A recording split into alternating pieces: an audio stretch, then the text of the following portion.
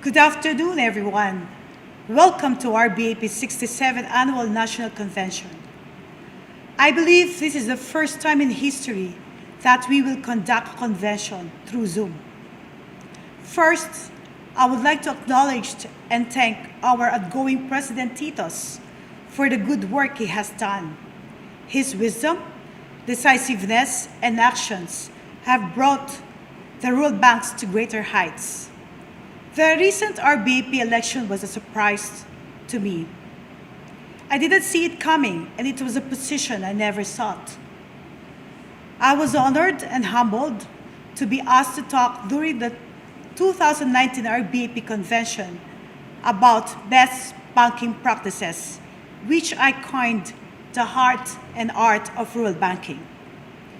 I believe that opportunity paved the way and that everything happens for a reason.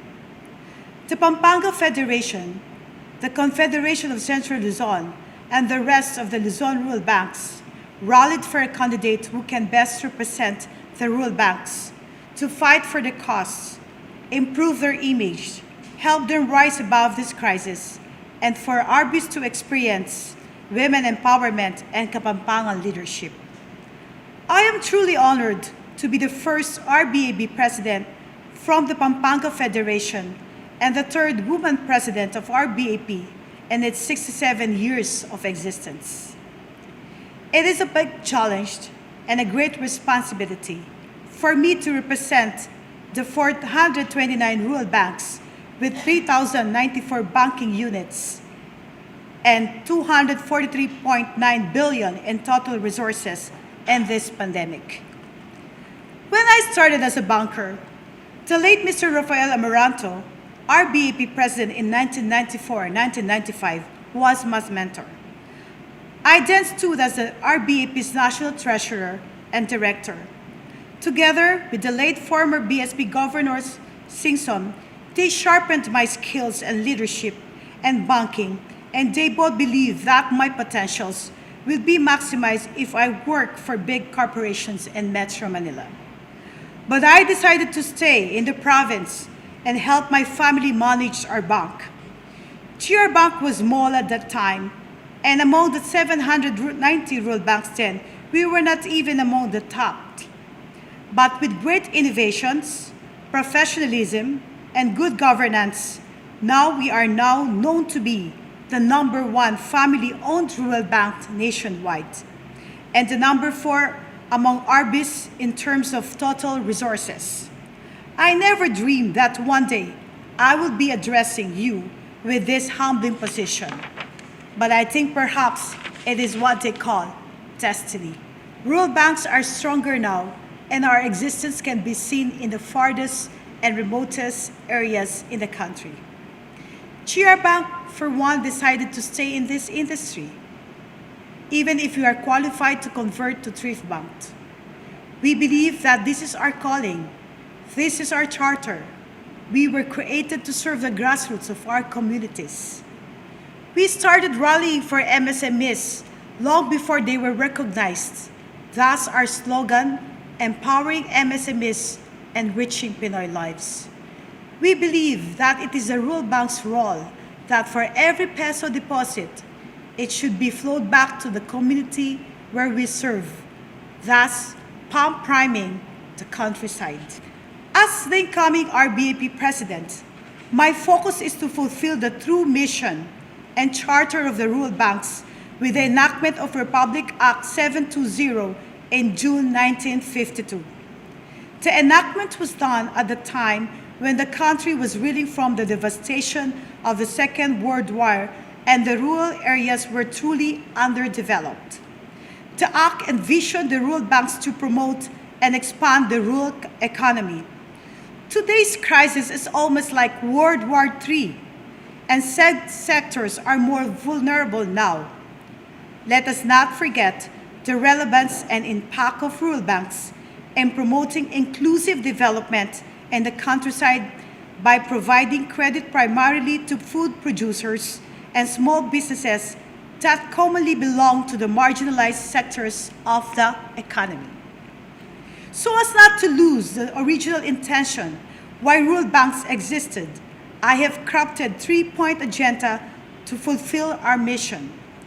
First, strengthening programs for rural banks. Land Bank of the Philippines, Development Bank of the Philippines, and other government financial institutions should reactivate their capital infusion program or package a new equity investment facility in favor of rural banks.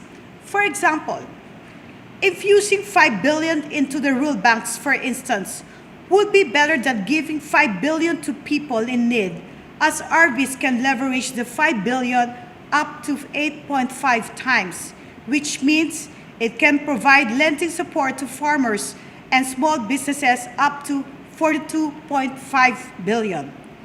This is another way to promote inclusive growth in the countryside, especially in our hardworking but often ignored farmers, the vulnerable sectors, and the MSMEs.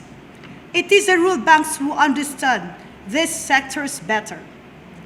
As conduits of the government, the assistance programs will be most effective when coursed through RBs, when there is transparency and good governance, and directly given to the beneficiaries.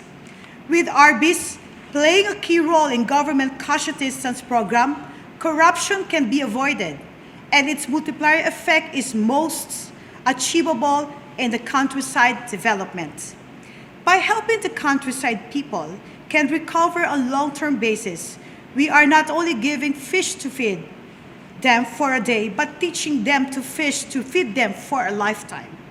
This way, we attain both inclusive economic development and a long-term sustainability in the countryside.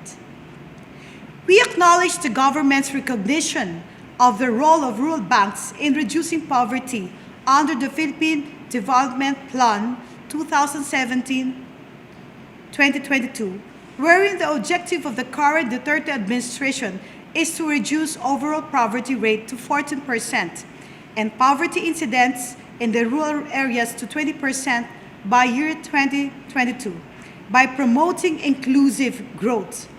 Our partnership with the DBP shall ensure economic resurgence in the municipalities where rural banks are, and we create more jobs and economic opportunities for the Filipinos, thus reducing poverty. The Balik Probinsya Bagong Pag-asa program likewise aims to provide hope for a better future to Filipinos. The program is encouraging people to return to their home provinces. The DA, headed by Secretary William Dar, supports the BPP as this lures OFWs into agribusiness ventures, opening opportunities for growth. Partnerships with DTI and DA are likewise seen as a silver lining in this pandemic. The government has given this renewed attention, and budgets are once again coursed through rural banks, creating opportunities for MSMEs and for more employment. By helping our farmers, it will tantamount to lessen importation of rice and more food supply for our countrymen. For our local economies to prosper, we should start by supporting our local farmers and small businesses. That way, prosperity flows back to the communities where we are. Let us not forget that thanks to the Bangko Sentral ng Pilipinas, rural banks are stronger now. That is because they have always been preparing us to enhance our risk management frameworks and has given us time to build our capital over the years, so that whatever crisis befalls us, we are prepared. We can, however, request for another lowering of the required reserve from 3% to 2%, freeing off around 1.8 billion in funds to support countryside development without worrying where the funds will come from. Ito po, sa sariling pera na namin, we can even help more. To help rural banks manage their credit risks, Philippine Guarantee should ease the accreditation process for rural banks and lower the insurance premium to encourage the RBs to lend more. Second, digitalization. pursue the digitalization efforts through collaborations with fintech gateways and matching grants given by the Asian Development Bank and the DBP. Let technology connect us all together so we stand as one and not compete with one another. Such grants can help build the infrastructure that we need to reach out to the unbanked.